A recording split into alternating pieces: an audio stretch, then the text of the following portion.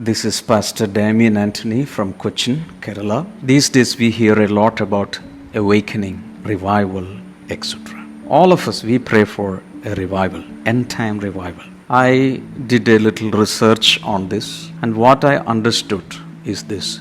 God's strategy is always reconnection, restoration, and redemption. I'll repeat, reconnection, restoration, and redemption. And for this, you need to be spiritually awakened. What is spiritual awakening? Technically speaking, spiritual awakening is waking from spiritual sleep, or rather, from spiritual death.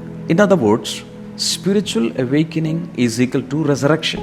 Remember, sleep is a short death, and death is a long sleep.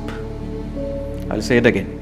Sleep is a short death, and death is a long sleep. Even though we use these two words, awakening and revival, interchangeably, technically they are different. But you can use them as you like, but still, there is a slight difference between awakening and revival. We hear about the Great Awakening in America. We hear about Pensacola revival, Azusa Street revival, Welsh revival, Indonesian revival.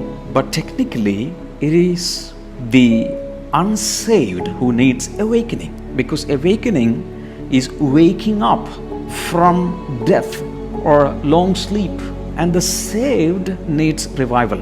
In other words, the nation, the people outside, the unsaved people, the world needs awakening, but the church needs revival. Revival is for believers. Awakening is for the unsaved. But as I told you, you can use it interchangeably, no problem. Now, a very important information that I want to give you is from R.A. Torrey. You might have heard about this man of God. He was a great and prolific writer. He was a great evangelist. He was ministering along with a world-famous revivalist, D.L. Moody. They were working together, moving together, ministering together. And R.A. Torrey is writing in his book. He used to preach this everywhere. This is what he says. I can give you a prescription that will bring a revival to any church or community or any city on earth. See, we have heard about prescription for common cold, prescription for loose motion, diarrhea, prescription for a burning sensation inside, acidity problem, many things, many diseases. But this is a prescription for revival.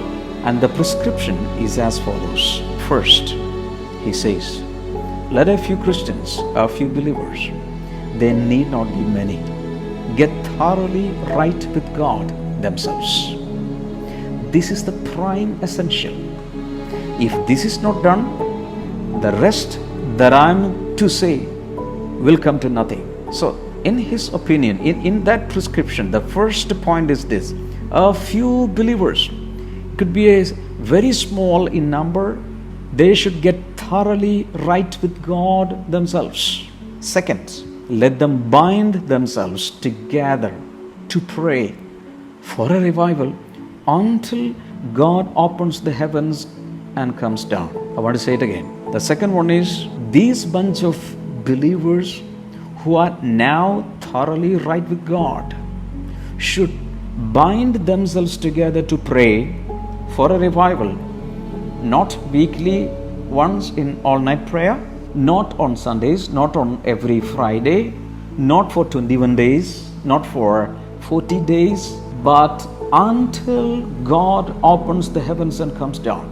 Ivan Roberts, if my memory serves me right, he prayed for 13 years or more. William J. Seymour, he prayed nearly 5 hours a day for 2.5 years. I think so. He prayed and prayed. Hours and hours he was praying. Now the third one, let them put themselves at the disposal of God for Him to use as He sees fit in winning others to Christ.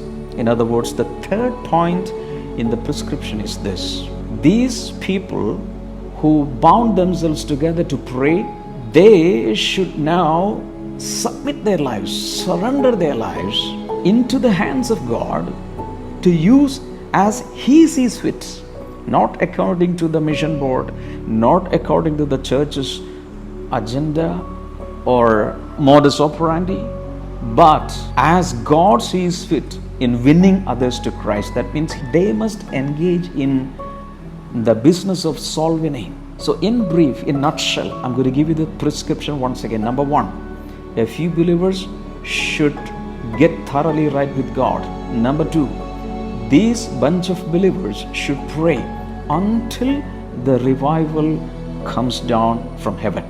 Number three, they should start winning others to Christ.